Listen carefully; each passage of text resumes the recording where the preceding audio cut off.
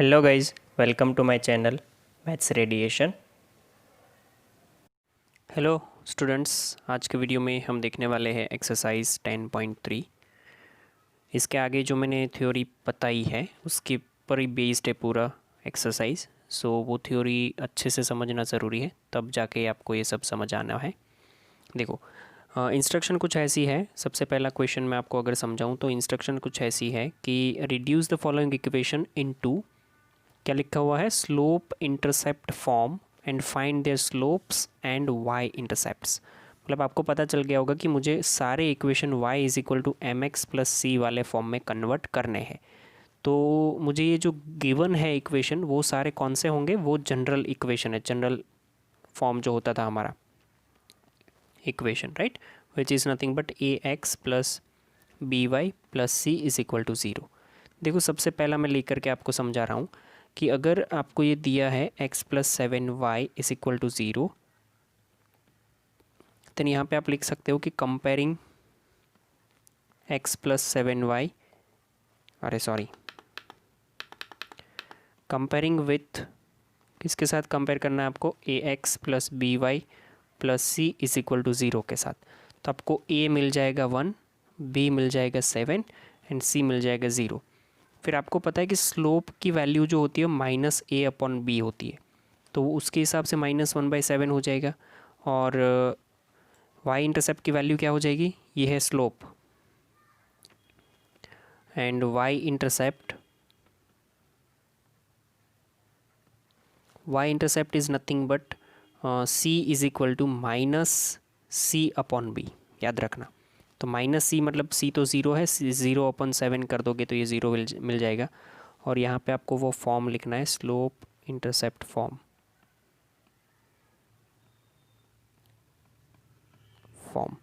तो slope intercept form के हिसाब से y is equal to m x plus b plus c, वो वाली चीज़ आपको लिखनी है यहाँ पे। तो y तो मैं लिख ही दूंगा, स्लोप -1/7 x है जो, और c जो है वो 0 है। तो ये हमारा इक्वेशन हो गया, बराबर। मतलब कि ये स्लोप इंटरसेप्ट फॉर्म भी हो गया, और यहाँ पे आपको दो चीज़ें फाइंड करनी थी, स्लोप एंड y इंटरसेप्ट, वो भी आपको मिल गया है। ठीक है, सिमिलरली आप दोनों इक्वेशन को लगा सकते हो, फाइंड कर सकते हो। थर्ड में अगर आपको चाहिए थोड़ा सा हिंट तो वो मैं आपको दे रहा हूँ। y is equal to zero जो है उसको आप लिख सकते हो, मतलब कंपेयर करो अगर a x plus b y plus c is equal to zero के साथ, then your a will be zero, b is equal to 1 and c is equal to zero. ये सारी वैल्यू इस हिसाब से है। फिर आपको स्लोप फाइंड करना है। स्लोप क्या हो जाएगा इसका, slope is nothing but m is equal to minus a upon में b, तो वो 0/1 के हिसाब से 0 हो जाएगा। और y इंटरसेप्ट की value, y intercept is again c is equal to minus c upon b, minus ये 0/1, उसके हिसाब से ये 0 हो जाएगा। तो मतलब कि y is equal to m x plus c वाला जो फॉर्म है, intercept y is equal to m x plus c, वो वही हो जाएगा कि y इज़ इक्वल टू, ये m 0 है तो इसके साथ 0 मल्टीप्लाई होकर ये 0 प्लस 0 तो वो भी 0।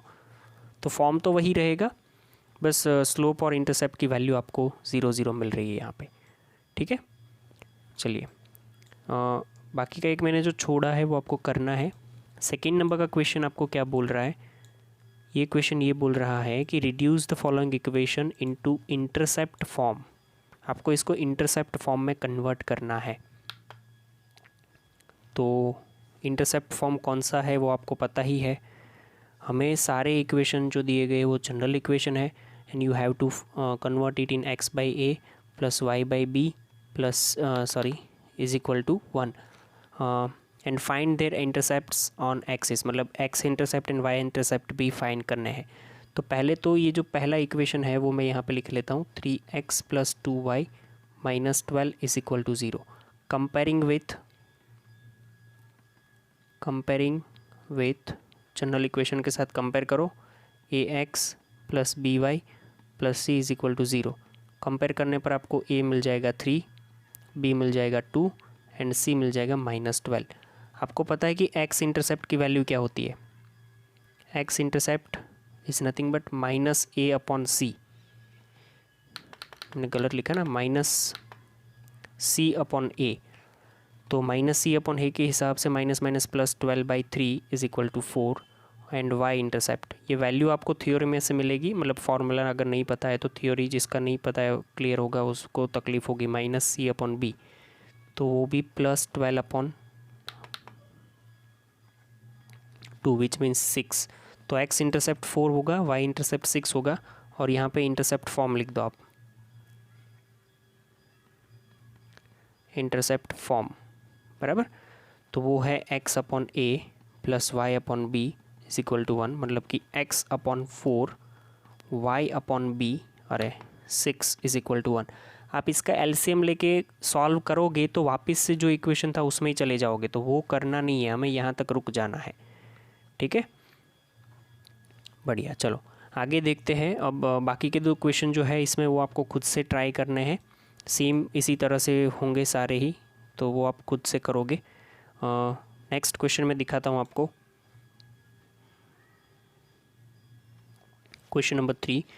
वैसे ये तीनों में first number, second number and third number question जो है, ये थर्ड नंबर वाला जो है ना वो थोड़ा इम्पोर्टेंट है, क्योंकि उसके क्वेश्चन ज़्यादा कंफ्यूज करते हैं। इसलिए reduce the following equation into normal form, इसको आपको कन्वर्ट करना है नॉर्मल फॉर्म में। Find the perpendicular distance from the origin, that means आपको पी फाइंड करना है, and the angle between perpendicular and the positive x axis, मतलब कि आपको ओमेगा फाइंड करना है। फॉर्मूला अगर मुझे पता है तो सब काम हो जाएगा, अदरवाइज थोड़ा प्रॉब्लम रहेगा। इसको मैं लिख सकता हूँ कि कंपेयरिंग विथ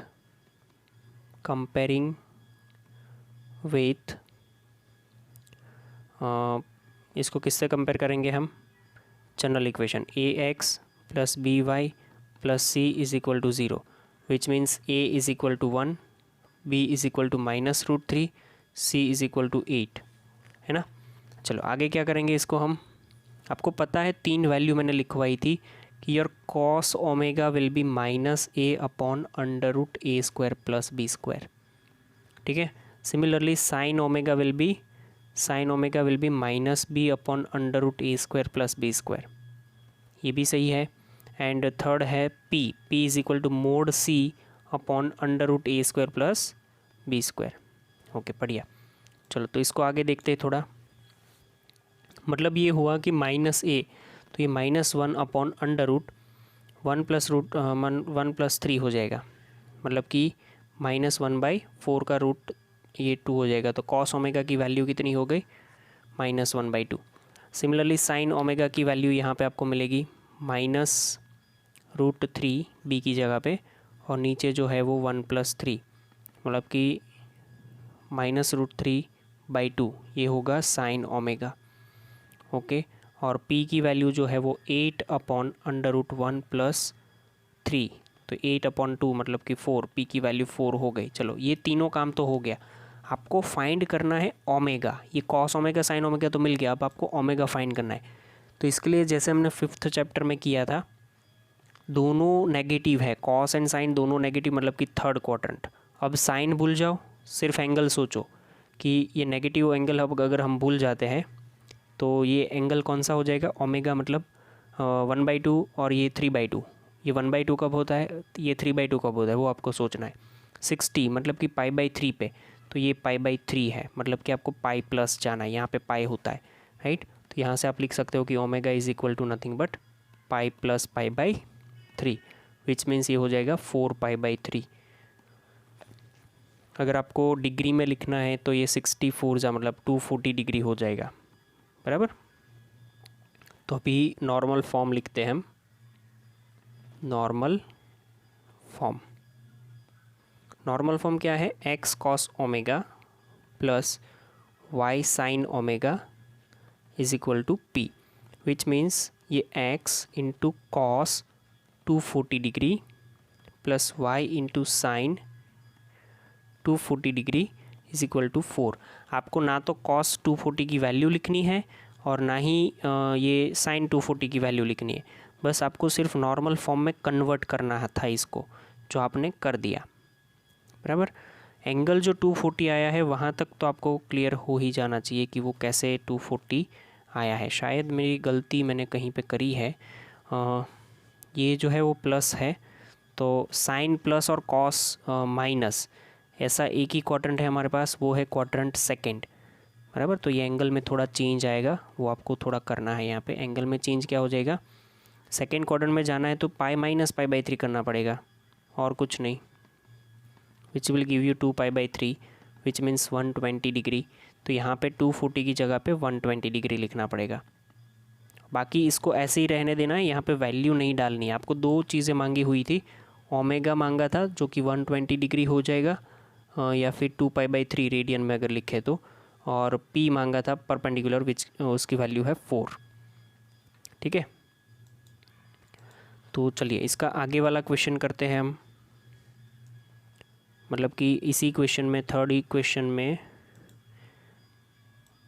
क्वेश्चन में मैं एक आगे और करवा लेता हूँ।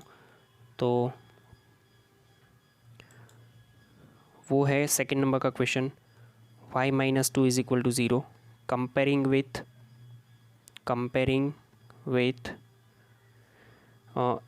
ax plus by plus c is equal to 0, then you will get a is equal to 0, b is equal to 1, c is equal to -2।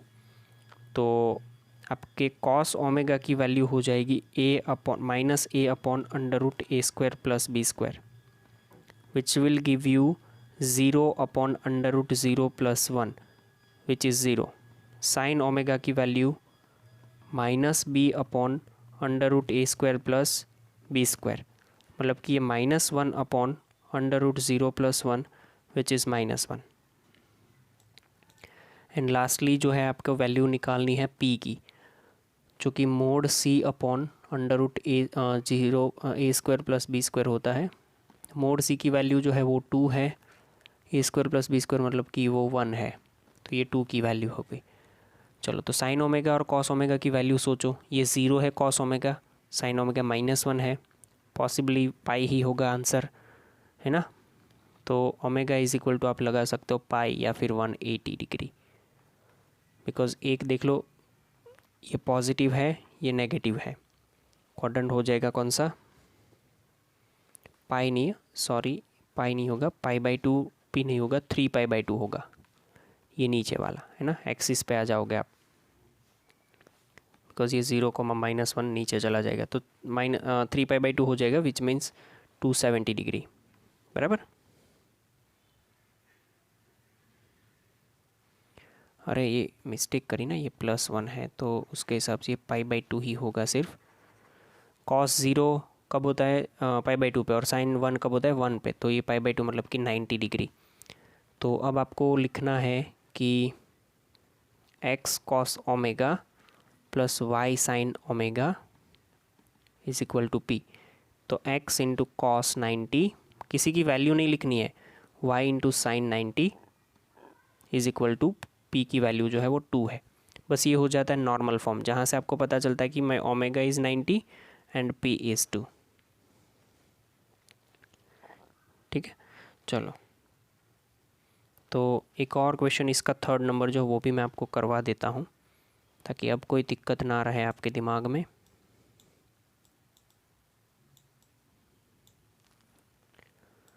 Okay, last question है ये कि x minus y is equal to 4। पहले तो इसको x minus y -4 is equal to 0 लिखना होगा, because हमें इसको कंपेयर करना है, कंपेयरिंग विथ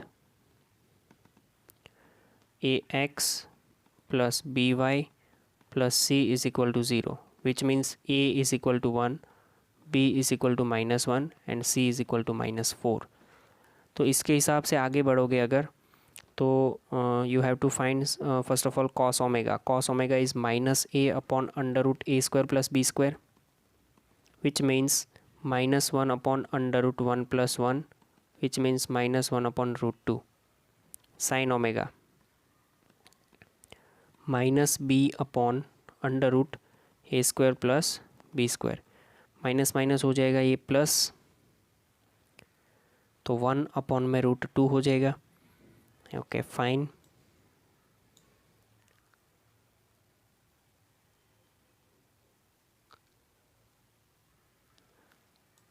तो यहाँ से आपको देखना है कि पहले तो ये सोचो कि कॉस नेगेटिव हो और साइन पॉजिटिव हो, ऐसा एक ही क्वाड्रेंट है हमारे पास, ये सेकंड क्वाड्रेंट। सेकेंड क्वाड्रेंट में cos negative, sign positive,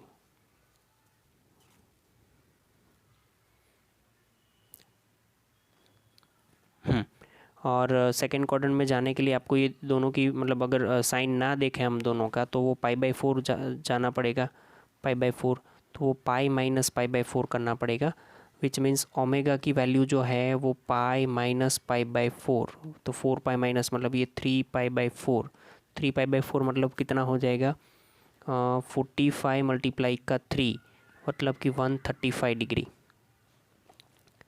clear है? चलिए आगे देखते हैं। तो P की वैल्यू जो है वो हो जाएगी mode C upon √a² plus b²। Mode C, what is mode C? C की वैल्यू कितनी है?